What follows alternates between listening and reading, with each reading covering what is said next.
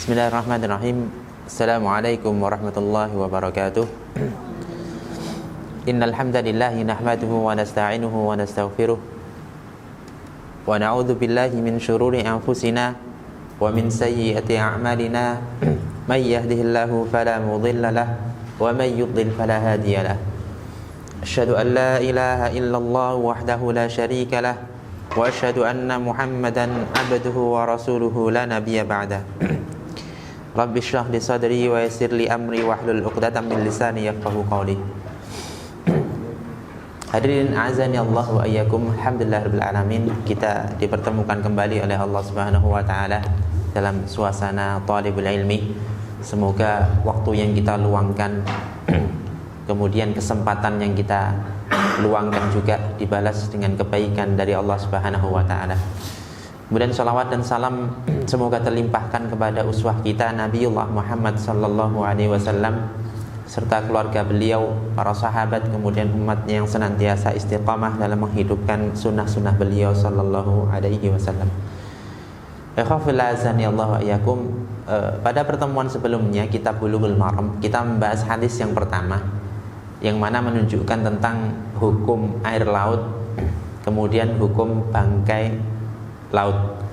Dan perlu kita ketahui di sana bahwasanya air laut itu termasuk tahurun, suci dan bisa digunakan untuk bersuci. Kemudian apa? Semua bangkai laut yang habitat asli mereka adalah di laut, maka semuanya halal, boleh dimakan. Pada pertemuan sebelumnya juga ada satu faedah yang masih berhubungan dengan hadis yang akan kita bahas pada pertemuan kali ini. Semoga saja cukup waktunya. Insya Allah kita membahas dua hadis, hadis yang kedua dan hadis yang ketiga. Di sana salah satu kesimpulannya kemarin kita bacakan, annal ma'a idza taghayyara ta'muh.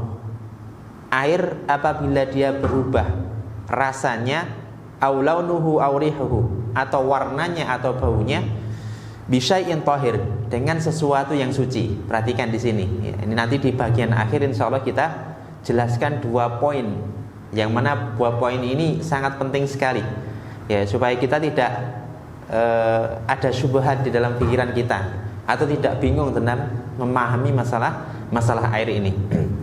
Apabila air berubah warna, rasa dan bau disebabkan karena sesuatu yang suci, bukan sesuatu yang najis, fahuwa baqin ala tahuriyatihi, maka dia tetap pada sifat awalnya yaitu tahur, bisa digunakan untuk bersuci dan dia suci. Perhatikan di sini, bercampur dengan barang yang suci. Madama ma'an baqiyan ala haqiqatihi, selama air tadi tetap pada hakikatnya atau ala khilqatihi, selama air tadi tetap dia dikatakan sebagai air. Contohnya seperti ini, rahmatullah. Salah satu pengertian yang disampaikan oleh para ulama, air itu awalnya adalah mutlak, atau lebih kita kenal dengan nama air putih atau air jernih. Lain namanya air mutlak. Dia suci secara zat, kemudian bisa digunakan untuk bersuci, untuk janabah, dan kedua untuk juga wudu. Ya. Kemudian ketika dia berubah dari aslinya, dan ketika dia disandarkan kepada nama yang lain, maka dia berarti berubah dari aslinya. Satu contoh, satu gelas air putih, berarti ini air apa? Mutlak. Boleh kita gunakan untuk berwudu, dia bisa suci dan mensucikan. Tapi ketika kita tuangkan kopi ke sana, apakah dia namanya tetap air putih? Nah, air kopi. Lah ini sudah berubah. Maka dia tidak mutlak lagi, atau sifatnya masih suci tapi tidak bisa digunakan untuk bersuci. Paham ya? Jadi ketika air tadi bercampur dengan sesuatu yang suci, ketika dia masih air putih, atau orang katakan ini air, bukan air kopi, bukan air teh, bukan air sirup, maka dia baqin ala tahuriyatihi, dia masih bisa digunakan untuk bersuci. Ya. Paham ya, insyaallah ya. Nah, ini penting karena berkenaan dengan pembahasan hadis yang selanjutnya. Dan definisi ini adalah contoh dari tahuriyatul ma', bukan pengertian dari tahur. Ya, tahur itu suci dan mensucikan. Jenisnya apa? Jenisnya ada air yang dia bercampur dengan bahan yang suci tapi tidak sampai merubah secara total warna, bentuk dan rasanya. Taib. Hadis yang kedua, antum bisa lihat di sana di Bulughul Maram, hadis yang kedua. Saya bacakan dulu.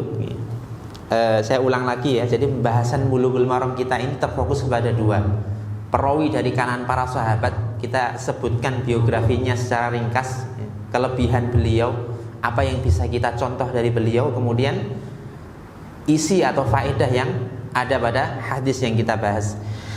Hadis yang kedua, wa an Abi Sa'id Al-Khudri radhiyallahu anhu, dari Abu Sa'id Al-Khudri, semoga Allah meridhai beliau. Qala, beliau berkata, qala Rasulullah sallallahu alaihi wasallam. Rasulullah sallallahu alaihi wasallam bersabda, innal ma'a, sesungguhnya air, tahurun. Nah, ada muncul istilah tahurun di sini. Ya.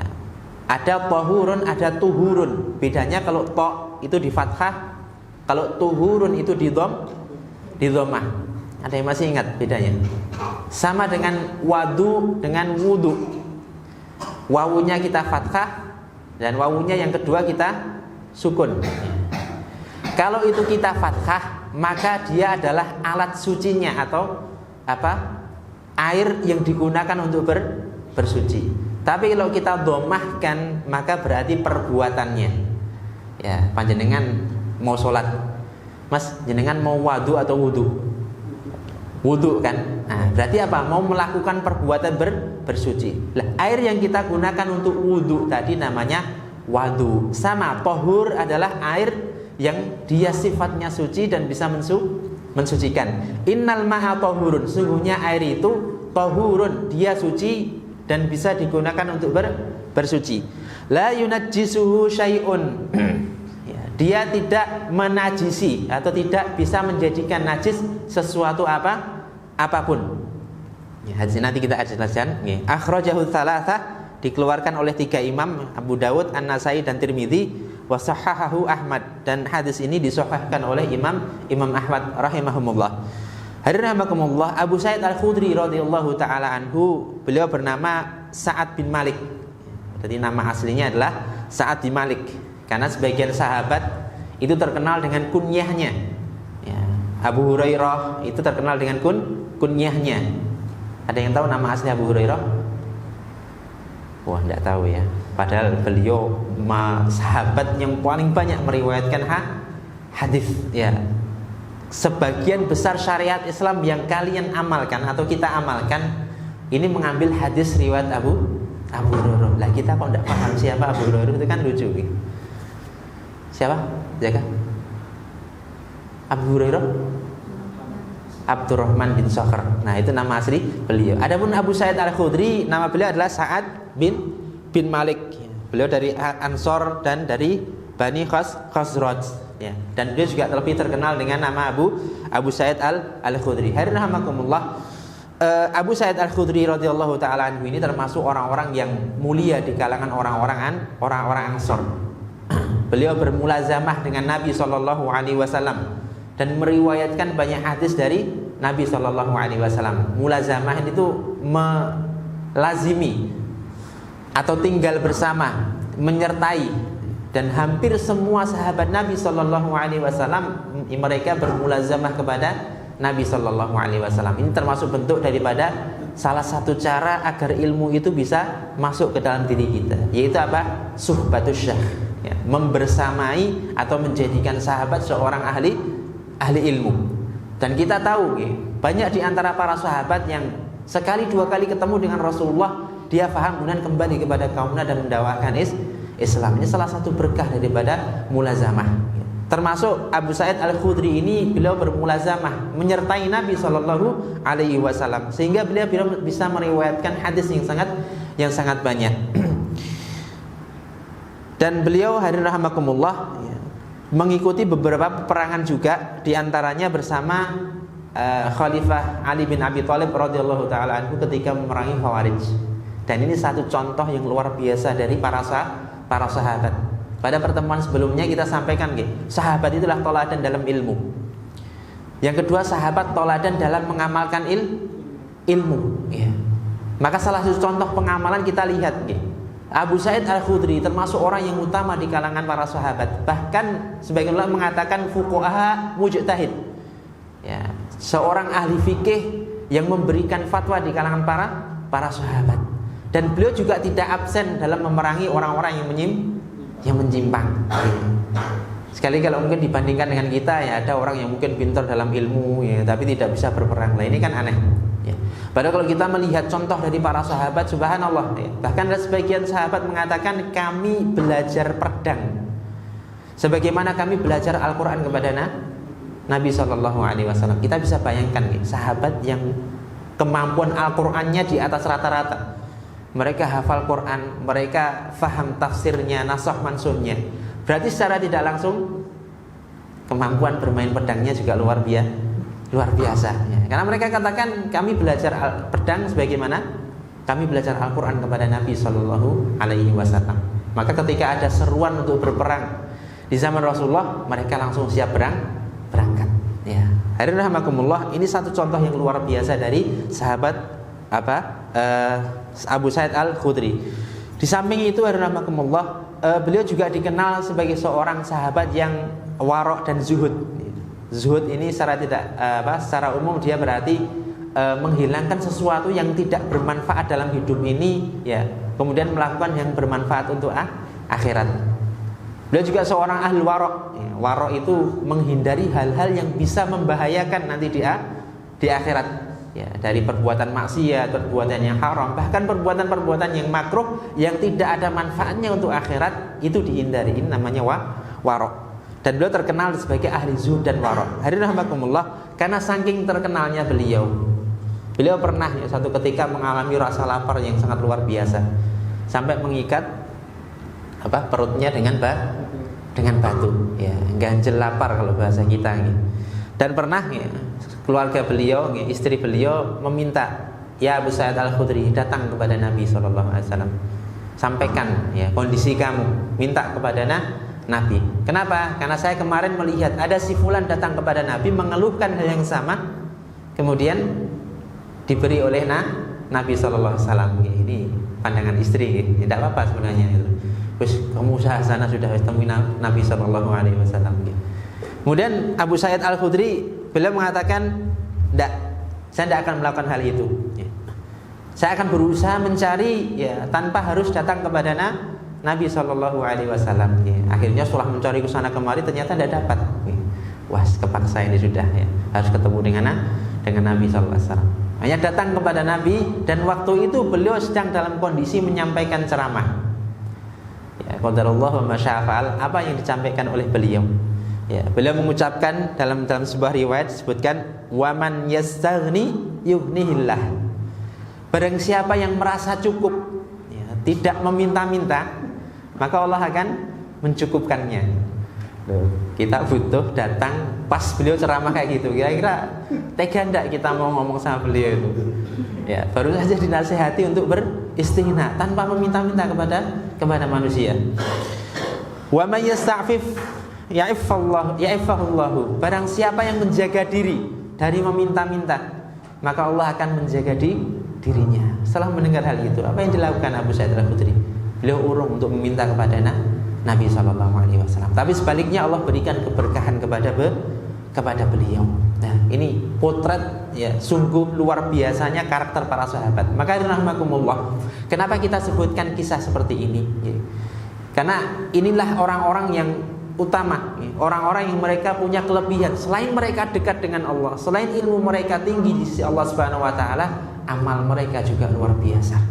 Praktek mereka terhadap ilmu juga sangat luar biasa. Maka hendaklah kita tiru, ya, sekiranya kita tidak bisa menyamai, ya, sedikit demi sedikit, ya, kita belajar untuk bisa meniru sahabat-sahabat yang utama.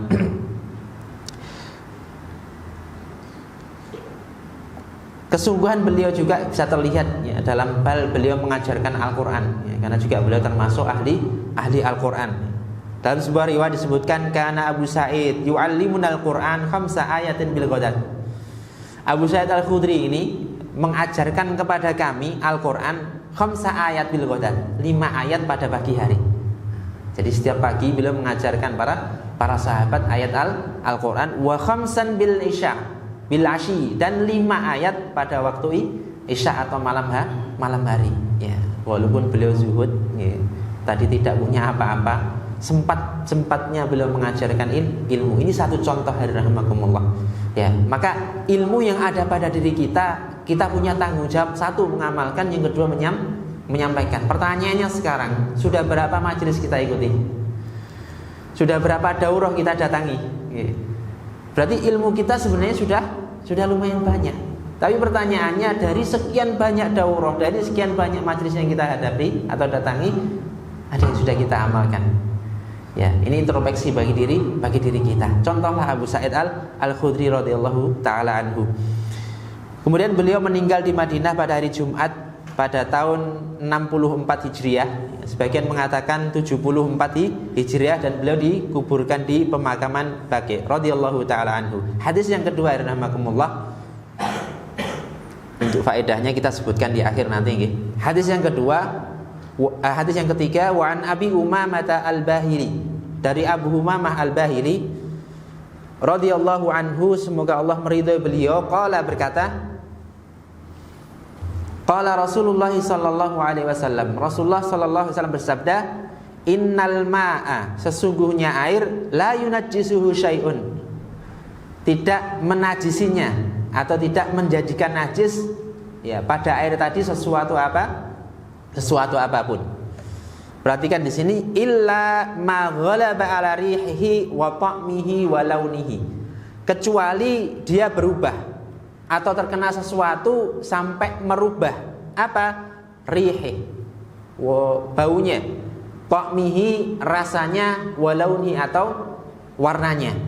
Jadi air itu suci, ya, kemudian tidak bisa menajisinya, kecuali apa? Ketika dia tercampur sesuatu yang najis sehingga merubah warna, bau, dan rasanya. Maka hukumnya bukan lagi air mutlak, suci dan mensucikan, tapi dia berubah menjadi air yang najis, karena tercampur dengan barang yang najis.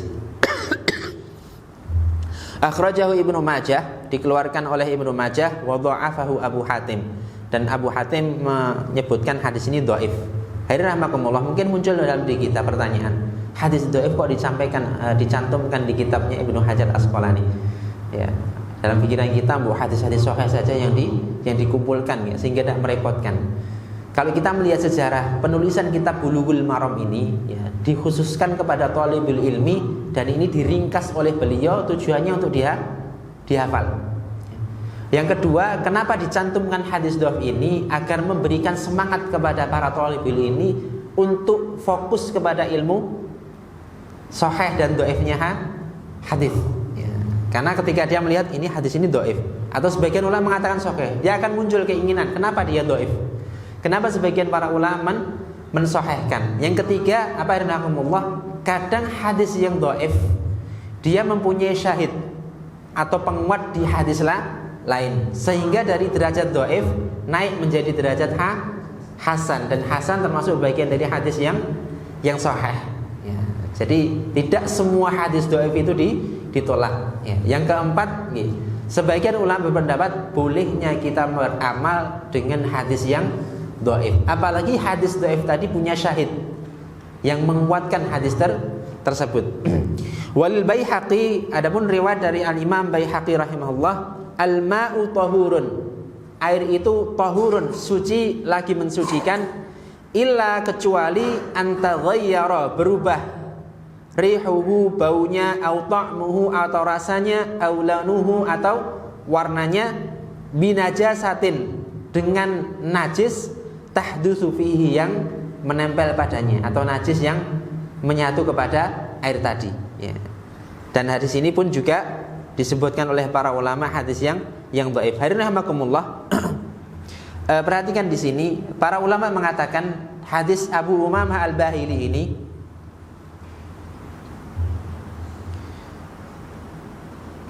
pada lafaz innal ma'a la yunajjisuhu syai'un, sungguhnya air tidak bisa menajiskannya sesuatu apapun. Ini yang sahih. Adapun tambahan setelah itu, maka itu adalah dhaif. Ya. Hadirin rahimakumullah, kadang ada tambahan yang diterima oleh para ahli hadis. Ya. Kalau tambahan itu berasal dari thiqat, ahli hadis yang terpercaya, maka itu bisa diterima. Ya. Salah satu tambahan yang mungkin sering kita dengar nih, tapi kita tidak tahu apakah kita pernah mendengarnya atau tidak. Contoh lafadz wa kullu dhalalatin finnar, itu adalah tambahan. Ya, bahkan Al-Imam Ibnu Taimiyah mengatakan adalah tambahan yang syadzah, tambahan yang nyeleneh. Kalau dalam ilmu hadis dikatakan syadzah, nyeleneh, itu apabila menyelisihi riwayat yang mayoritas. Berarti yang benar apa? Hadirin rahimakumullah, yang mahfud, yang terjaga adalah hadis dari Jabir bin Abdullah radhiyallahu taala anhu, bahwasanya Rasulullah ketika berkhutbah hajah, beliau menyampaikan, amma ba'du fa inna khairal hadithi kitabullah wa khairal hadi hadi Muhammadin wa syarrul umuri muhdatsatuha wa kullu muhdatsatin bid'ah wa kullu bid'atin dhalalah. Sampai di situ saja. Tidak ada tambahan wa kullu dhalalatin finnar. Mungkin kalau kita sedikit melihat realita gitu, mungkin inilah yang jadi masalah nih. Ya, kenapa rame gitu. Ya, saya disesatkan, berarti sesat itu neraka, sampai nganggap saya ahli neraka. Nah, itu akhirnya rame gitu. Ternyata kalau kita kaji, ternyata ini riwayatnya syadzah menurut Ibnu Taimiyah. Maka kalau memang hal itu menimbulkan ya konflik ya, maka tidak kita pakai tambahan ini. Walaupun sebagian dari rahmakumullah menganggap tambahan ini adalah sah dan sahih. Kenapa Ibnu Taimiyah mengatakan tambahan ini syadz? Ya, karena secara makna kata beliau ya tidak sesuai. Kenapa? Kadang seorang yang sesat atau salah itu dia diampuni oleh Allah Subhanahu wa taala sehingga tidak masuk neraka. Ya, beliau berhujah dengan sebuah hadis, apabila seorang hakim memutuskan fajtahada, kemudian dia bersungguh-sungguh meneliti, mengkaji, mencarikan dalilnya, kemudian dia benar, maka dia dapat dua pahala. Dan apabila seorang hakim memutuskan satu perkara, dia bersungguh-sungguh mencarinya dan ternyata salah, maka dia dapat satu pahala. Dan ada sebuah kisah yang menarik, rahmakumullah. Ada dua orang ulama terkenal. Ya, satu berfatwa ya bid'ahnya mengeraskan bacaan basmalah ketika sholat jahar. Ya, maka beliau mengatakan siapa yang mengeraskan bacaan basmalah ketika sholat jahar, maka dia melakukan bid'ah dan pelakunya adalah mubtadi, ahlul bid'ah. Ya, keras. Ulama yang satunya mengatakan tidak. Ya, membaca basmalah di sholat jahar ya hukumnya termasuk sunnah. Ya. Dan kata Allah suatu ketika ulama yang mengatakan bahwasanya membaca Al-Fatihah, membaca basmalah di sholat jahar ini meninggal dunia, maka apa yang dikatakan oleh ulama yang membid'ahkan tadi? Di zaman ini tidak ada orang yang ilmunya melampaui si fulan. Ya. Padahal beliau mengatakan orang yang baca bismillah secara jahar itu adalah mubtadi ahlul bid'ah. Lainnya contoh dari para ulama kita. Ya, mereka bisa menempatkan. Kenapa? Karena bisa jadi kesesatan yang beliau anggap itu diampuni oleh Allah Subhanahu wa taala. Rahmatullah, maka sebagai pelajaran juga, jangan kita mudah mengatakan ya ini sesat kecuali jelas. Yang kedua, maslahatnya jelas. Ya, madharatnya kecil ya. Kenapa bisa jadi? Ya, orangnya sudah bertobat, ya kita justru malah melakukan hal tersebut. Ya, salah satu contoh dan ini berkenaan dengan hadis kita nih. Hadis ini dhaif kata Ibnu Syekh Utsaimin, tapi apa? Secara makna benar dan bisa dilakukan. Apa? Dalam Kitabul Jami' ya, bab terakhir dalam Bulughul Maram. Ya, di sana disebutkan ada sebuah hadis, man ayyara akhahu bidzambin. Barang siapa yang mencela saudaranya karena sebab sebuah dosa, lam yamut hatta ya'malahu. Dia tidak akan mati kecuali dia melakukan perbuatan dosa tadi. Ya. Ini hadis ini dhaif. Tapi kata Syekh Ibnu Utsaimin maknanya benar. Dan kata beliau terkadang memang seperti ini. Orang mencela saudaranya karena satu perbuatan dosa. Ya. Suatu ketika sudah berapa lama dia ternyata melakukan dosa tersebut. Ya. Walaupun hadis ini dhaif, tapi secara makna benar, maka diangkat atau disampaikan oleh Ibnu Hajar al-Asqalani. Rahimahullah. Maka sekali lagi ini berkenaan dengan lisan, jaga lisan kita agar tidak berkata-kata kepada saudara kita yang melakukan suatu perbuatan dosa. Ahsan kita diam. Kalau kita mampu menasihati maka kita nasihati.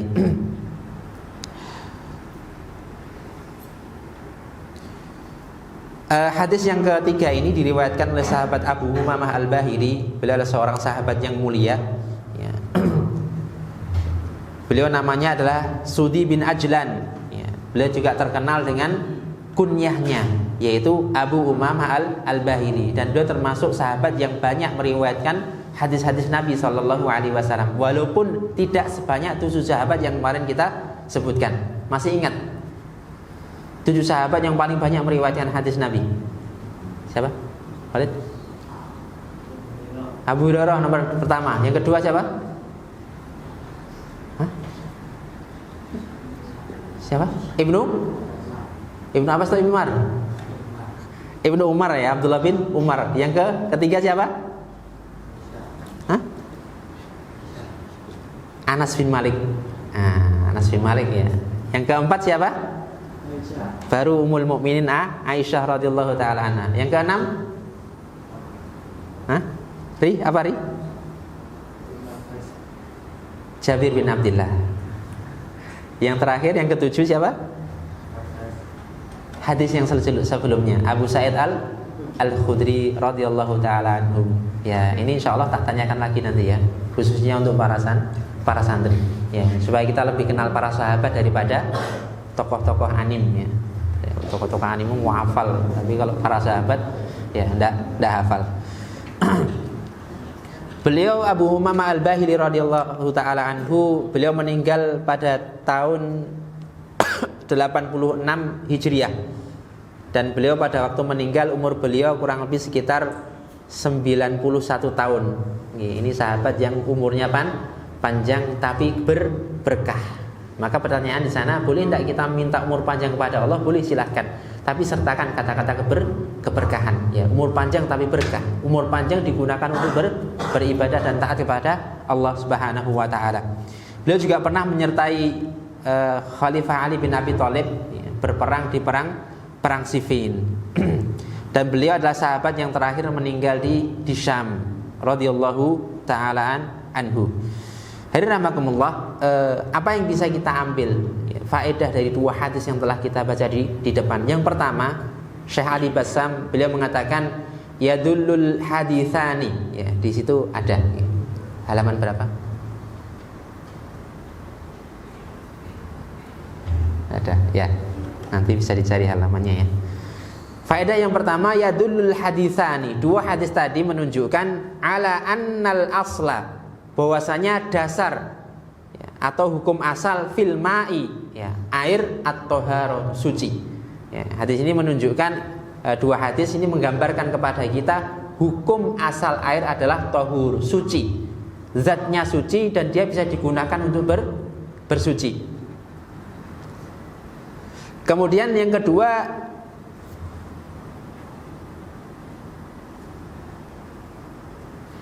yuqayyadu hadzal itlaq, mutlaknya air tadi, ya, tadi hukum air kan mutlak, ya, suci dia.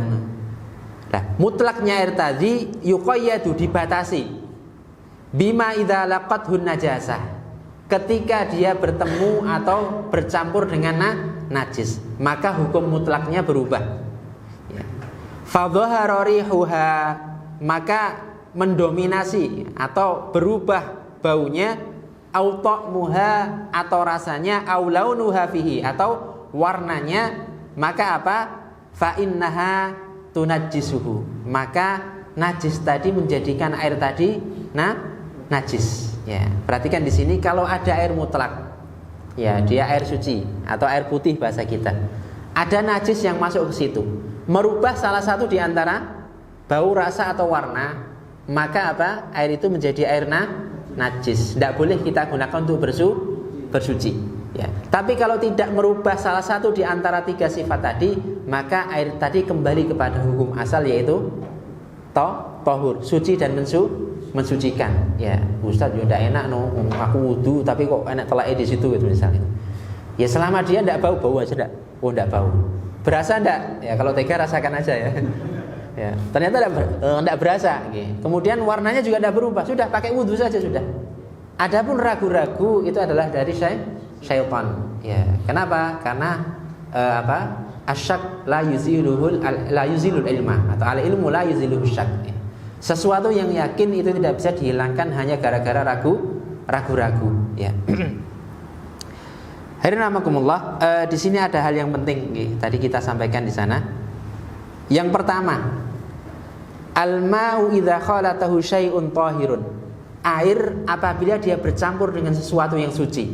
Apa contohnya? Sirup, apalagi kopi, teh, umbel. Umbel itu suci tidak?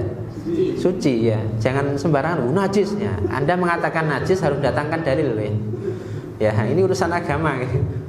Umbel, lodok dan sebagainya itu kan suci gitu loh. Jadi air yang dia awalnya suci mutlak ya, bercampur dengan sesuatu yang suci. Maka apa tadi? Fa hukmuhu baqin ala tahuriyati. Hukumnya tetap pada suci. Ya, bisa dipahami? Lah, di sini bisa kita ambil contoh air hujan yang masuk ke dalam sungai.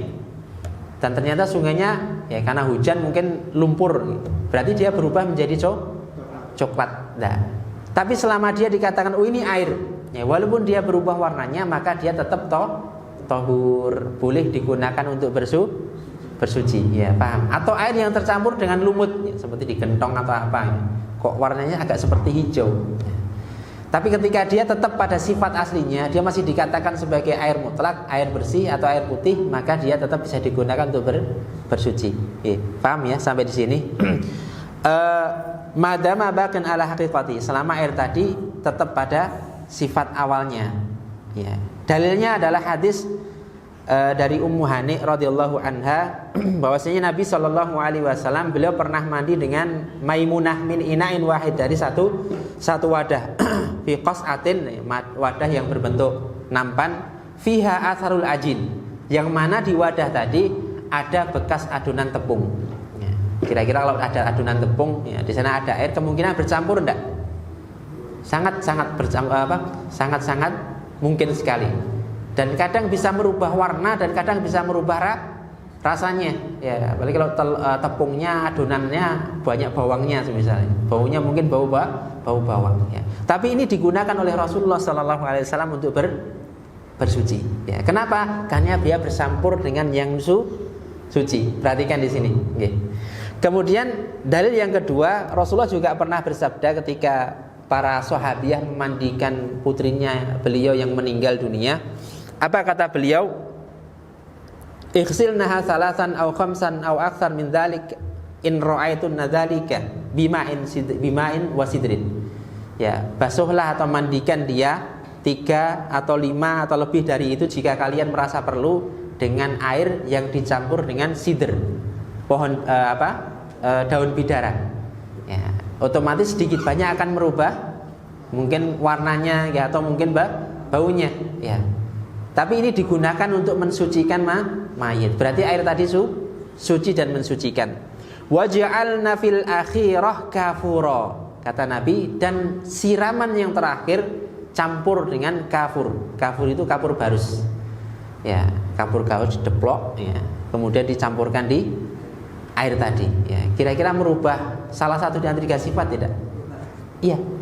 Tapi ini digunakan untuk bersuci ya. Maka rahimahullah, ketika air tadi bercampur dengan sesuatu yang suci dan dia tetap disebut sebagai air, maka dia tetap suci. Yang kedua, al-ma'u idza khalatathun najasah. Air yang ketika dia bercampur dengan barang najis. Kalau tadi barang yang suci, sekarang barang yang najis. Fataghayyara, kemudian berubah, wala ghairiha, atau baunya berubah juga. Autamuha, atau rasanya, aulunuha, atau warnanya, fa innaha tunajjis, maka air tadi menjadi najis. Paham ya?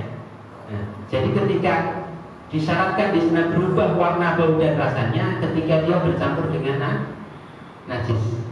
Ya, maka air tadi awalnya mutlak suci dan mensucikan, tapi ketika bercampur dengan najis dan dia berubah salah satu di antara sifat tadi, maka air ini menjadi air najis dan tidak boleh digunakan untuk bersuci. Paham insyaallah ya? Ya, insyaallah boleh saya paham. Kemudian faedah yang terakhir, Yang ketiga, alladzi yuqayyidu hadzal itlaq, yang mengikat keumuman air tadi, yang suci mensucikan tadi, ada pengecualian, yaitu apa? Huwa ijma'ul ummah ala anna al-ma' al-mutaghayyira bin najasah najisun. Ijma' umat, ijma' kaum muslimin bahwasanya air yang dia berubah disebabkan karena najis, maka air tadi najis. Walaupun lafaz tadi illa ma ghalaba, kecuali dia berubah rasa bau dan rasanya, itu adalah riwayat yang dhaif. Tapi kata beliau, kesepakatan para ulama, kesepakatan kaum muslimin bahwasanya air ketika berubah salah satu di antara tiga tadi, maka berubah pula hukumnya. Ketika dia bercampur dengan najis maka menjadi najis, maka adalah kesepakatan kaum muslimin. Sawa'un kana qalilan aw katsiran, sama juga apakah airnya tadi sedikit atau banyak. Ketika merubah dan bercampur dengan najis salah satu di antara tiga sifat, maka dia berubah menjadi najis. Amma ziyadatul lati ja'at fi hadis Abi Umamah, adapun tambahan yang ada pada hadis Abu Umamah, fahiya dha'ifatun la taqumu biha hujjah, maka itu adalah lafaz yang dhaif dan tidak bisa dijadikan sebagai hujjah. Lakin qala Nawawi, akan tapi Imam Nawawi berkata, ajma'al ulama 'ala al-qawli bi hukmi hadhihi ziyadah. Para ulama sepakat, kaum muslimin sepakat menetapkan bahwasanya tambahan ini bisa dijadikan sebagai landasan. Paham ya? Walaupun tambahan tadi itu dhaif, tapi bisa dijadikan sebagai landasan. Kenapa? Karena ijma'. Ya, ijma' merupakan dalil yang bisa kita gunakan. Wa qala Ibnu Mudhir, sedangkan Ibnu Mudhir mengatakan ajma'ul ulama, para ulama sepakat ala anna al-ma' al-qalila wal katsira, bahwasanya air baik dia sedikit ataupun banyak, idza waqat fihi najasatun, apabila bertemu dengan najis atau bercampur dengan barang yang najis, baghayyarat lahu ta'man, maka berubahlah rasa aulaunan atau warna aurihan atau bau, fahuwa najisun, ya, maka dia najis. Ingat, bercampur dengan najis, bukan bercampur dengan tahir atau sesuatu yang suci. Qala Ibnu Mulakin mengatakan fatukhallas, maka disimpulkan annal istisna al-mazkur dhaif, pengecualian yang disebutkan dalam hadis Abu Umamah tadi, kecuali berubah warna, bau dan rasanya tadi, kata beliau adalah dhaif.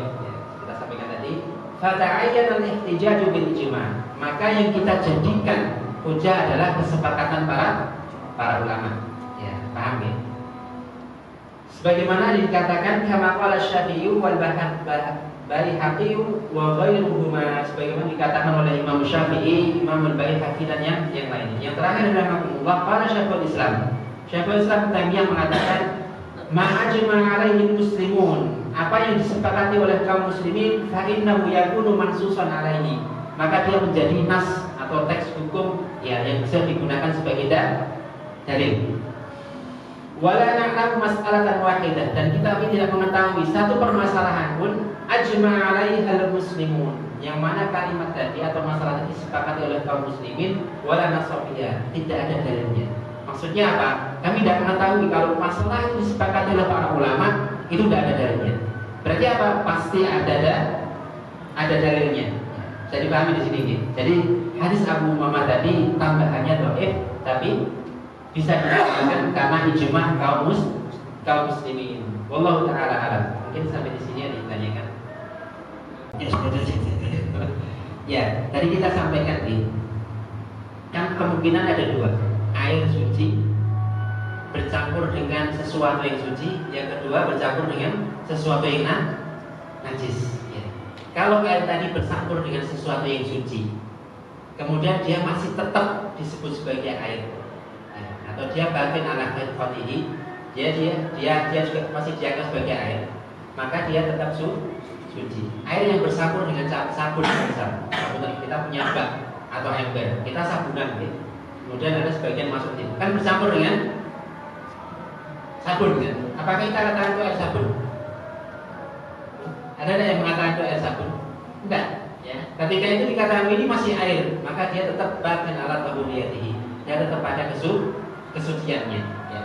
Yang disyaratkan berubah warna, bau dan rasanya, yaitu ada pada air ketika bercampur dengan najis. Ya. Ya. Kalau itu dikatakan syubhat mungkin tidak ya, mungkin khilafiyah dalam memahami dalil saja. Tapi dua dalil tadi sama sudah jelas, yaitu apa? Rasulullah mencampurkan ya, air siraman terakhir untuk memandikan putri beliau dengan kapur atau kapur barus. Ya. Dan juga beliau pernah mandi dalam satu bejana yang di sana ada sisa adonan tepungnya. Ya. Nah itu otomatis mewarnai atau berpengaruh dengan air tadi. Ya. Tapi tidak dikatakan air yang tercampur dengan kapur barus ini kapur barus, air kapur barus tidak. Ya. Tercampur dengan adonan tepung ini adonan tepung bukan. Ya. Ya, seperti yang kita sampaikan ya. Ini air putih, ini kopi. Ketika dicampur, masihkah dikatakan air putih? Tidak. Masih orang katakan air kopi. Nah ini sudah tidak mutlak lagi. Artinya dia suci tapi tidak bisa digunakan untuk bersuci. Ya. Juga bisa dipahami. Mungkin yang lainnya. Berkaitan dengan banyak warna dan rasa ya. Ya misalkan kalau ada kebanjiran itu, ada kebanjiran di rumah, itu sumber airnya dari sungai. Dari sungai bercampur masuk ke rumah warga. Nah itu status airnya gimana? Terus yang kedua, ketika kita dalam perjalanan musim hujan, hujannya mulai kering, tapi di situ ada genangan air, kecipratan pas ada mobil. Nah kan biasanya ada kotoran hewan, itu gimana ya? Terkait pertanyaan pertama, air hujan atau air banjir, ya. Dan itu kan kita tidak bisa mengira-ngira ini kayaknya kecampur kopi atau teh ya. Tidak mungkin ya. Ya bisa jadi hasil saripan kita ya mungkin kita nyampur jadi satu belakang. Nah, berarti apa yang kita gunakan? Lautnya, warnanya berubah enggak? Kalau berubahnya karena pasir, karena lumpur, maka ini masih dimakruhkan, ya, diperbolehkan. Ya. Rasakan coba Mas ya. Sedikit. Udah berasa bau enggak bau kan? Nah, itu boleh kembali pada asal boleh digunakan untuk berwudu walaupun air banjir semuanya. Ya. Kenapa? Karena ada kemungkinan dia bercampur dengan najis. Ya, karena banjir kan kita tidak tahu. Kemudian pertanyaan yang kedua, gimana tadi? Genangan air di jalan. Nah, jadi genangan air di jalan itu ada semacam ini kaidah nih. Sesuatu itu tetap pada hukum asalnya selama tidak tidak ada sesuatu yang merubahnya. Ya. Maka kalau kita mendapati air di pinggir jalan, kemudian tidak ada indikasi dia tercampur dengan sesuatu yang najis, maka hukumnya kembali ke awal, tidak najis. Begitu di situ ada telek sapi. Nah, sekarang telek sapi pertanyaannya najis atau tidak? Tidak. Binatang ternak yang boleh dimakan itu papalannya tidak najis. Ya, berarti termasuk barang.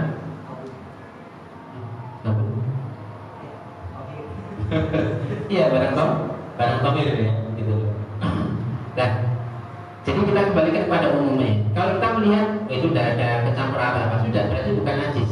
Ya, cuma kotor saja. Kalau kita mengetahui secara jelas, nah ini yang perlu dijadikan. Kalau cuma sudah koyoe, ya kira-kira ini tidak bisa dijadikan sebagai hukum. Ya, kita kembalikan kepada asal. Ya, dia tidak tercampur dengan sesuatu apapun. Ya. Kalau sudah jelas misalnya ada manusia yang melek di situ misalnya, ya lubang itu memang digunakan untuk orang ada di situ. Ya. Nah, satu ketika terbenam dengan air, ya, kemudian ada yang lewat nyitat ke kita. Nah, itu bisa jadi menjadi air najis. Tapi kalau mau pastikan dulu, pastikan 3 hal tadi. Ya, karena dia asalnya air hujan kan, tahur suci dan mensucikan, bercampur dengan najis. Kita tidak boleh menentukan itu najis atau tidak, kecuali kita melihat bau, rasa dan warnanya. Jadi pelajaran bagi kita, Islam itu sedetil itu dalam menentukan hukumnya. Kita tidak sembarangan dalam masalah agama. Ya, kalau benar najis, buktinya kuat ini najis. Tapi kalau cuma sekedar ragu-ragu, kembali kepada hukum asal. Semoga bisa dipahami insyaallah. Dan saya yakin tidak ada orang yang melek di tengah jalan gitu. Jadi gelangan di jalan itu insya Allah aman, insya Allah. Mungkin kelihatan budak airnya. Kalau misalnya kalau yang masuk ke rumah warga itu kan di situ ada mesin, ada sepitan. Iya. Nah, itu kan campurnya gimana tuh? Kalau masuk ke rumah itu pas waktu sholat itu. Iya. Paham ya? Sudah? Ya. Ingat nih, pegang kaidahnya. Airnya awalnya suci, ya air hujan bercampur dengan apa? Barang suci atau najis? Iya, ada WC-nya berarti bercampur dengan barang najis. Kaidahnya tadi, bahwa warna dan rasanya berubah atau tidak? Kan gampang ini. Misal banjir tiba-tiba kita sholat di rakaat yang terakhir at-tahiyat, sudah masuk ke rumah warga, ini sudah tahiyat terakhir, takut kan rugi. Tak selesaikan salam aja sudah, kena setengah badan. Batal tidak sholatnya? Tidak batal ya. Karena diibaratkan perbandingan antara najis dengan air banjir tadi lebih banyak air banjirnya daripada najis. Ya, maka insya Allah tidak akan mempengaruhi bau, warna darah dan rasa. Apabila tolong pegang kaidah tadi. Ketika dengan bisa pegang kaidah tadi, insya Allah semua permasalahan sedikit banyak akan bisa dijawab. Ada lagi mungkin? Santri temanya pada di kawasan kami itu beberapa Kalau kebun itu Ustaz, airnya itu bau. Ya mungkin ada dibilang bau besi, ada yang bilang baunya kurang enak, tapi memang dasarnya seperti itu Ustaz. Jadi gimana?